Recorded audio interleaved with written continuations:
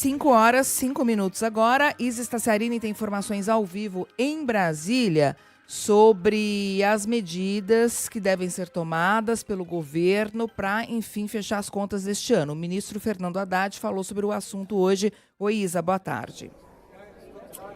Oi, Débora, muito boa tarde a você e aos ouvintes. Pois é, como medida alternativa, aquele rombo devido à medida provisória do IOF ter caducado aqui no Congresso Nacional, o que acabou impondo aí uma derrota significativa para o Palácio do Planalto, o ministro da Fazenda, Fernando Haddad, disse que o governo pretende enviar ainda hoje ao Congresso 2 projetos de lei separados como alternativas a essa perda de arrecadação.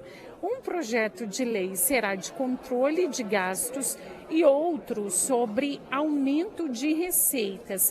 E aí esse aumento de receitas pode vir a partir de uma compensação do PIS/COFINS. O que alguns interlocutores ligados ao governo me disseram?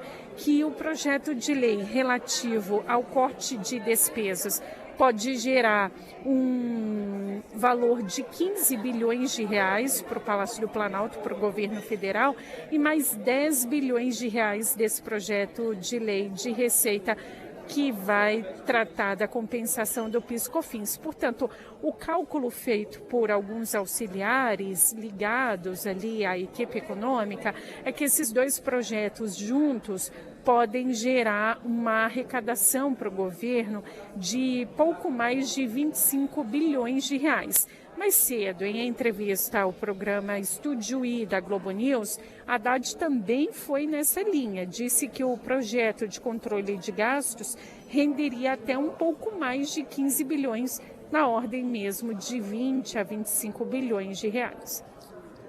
A decisão provável da Casa Civil vai ser entregar 2 diplomas, 2 PLs separados. Um PL tratando do tema de controle de gasto. Eu diria mais controle, porque tem muita coisa que está descontrolada. A Teste Med, Comprev, a questão da Bolsa do EIA e a questão de compensação de créditos tributários, que tem uma desorganização ali. Isso tudo renderia 15 bilhões, é isso? Até um pouco mais, mais de 20, com certeza.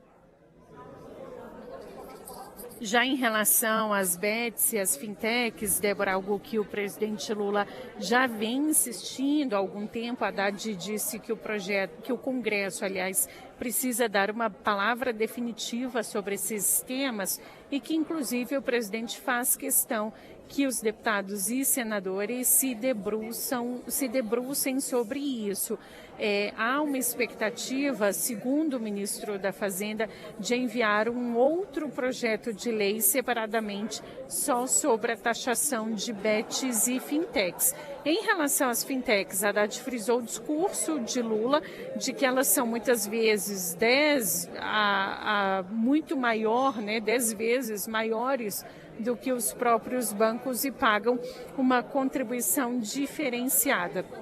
O relator do orçamento, o senador Efraim Filho, disse hoje mais cedo na comissão mista de orçamento que o governo pediu um prazo maior para a votação do orçamento do próximo ano, o que deve arrastar essa análise da proposta para novembro ou até mesmo dezembro. O governo fez o encaminhamento da solicitação para o adiamento e nós temos insistido no alerta de que os prazos estão ficando absolutamente exíguos para que se possa cumprir aquilo que é o ideal de votar o orçamento ainda esse ano. Até porque nós já viemos de um orçamento atrasado, o OGU 2025, que só veio a ser sancionado em abril, e isso traz prejuízos para todos. É ruim para o governo, é ruim para o Congresso e é pior para o Brasil. Pelo andar da carruagem, só será apreciada a partir de novembro. Lembrando, Débora, que há uma expectativa forte para que a equipe do ministro da Fazenda encaminhe esses 2 projetos ainda hoje aqui para o Congresso, mas se isso não acontecer hoje, pode ficar até para o fim desta semana. Débora. Obrigada, Isis Tassiarini, pelas informações de Brasília. Bom, de qualquer forma, esses projetos, eles vão ser discutidos, né? E o governo vai ter de trabalhar no Congresso para levar adiante, para conseguir a aprovação dessas medidas que permitam fechar as contas desse mês, né, Carol? Antes da gente passar para o próximo tema, deixa eu só trazer uma informação de momento aqui. O ministro Luiz Fux, do STF, pediu para deixar a primeira turma, que é responsável por julgar a trama golpista. A gente daqui a pouquinho vai trazer mais detalhes com a nossa reportagem, que está apurando direitinho, mas enfim, essas são as primeiras informações aqui publicadas pelo Portal G1. É isso, ele ocuparia a vaga do ministro Barroso, né? Presidente do Supremo, que anunciou sua aposentadoria e pediu essa transferência, então mudança de turma, a gente vai detalhar logo mais.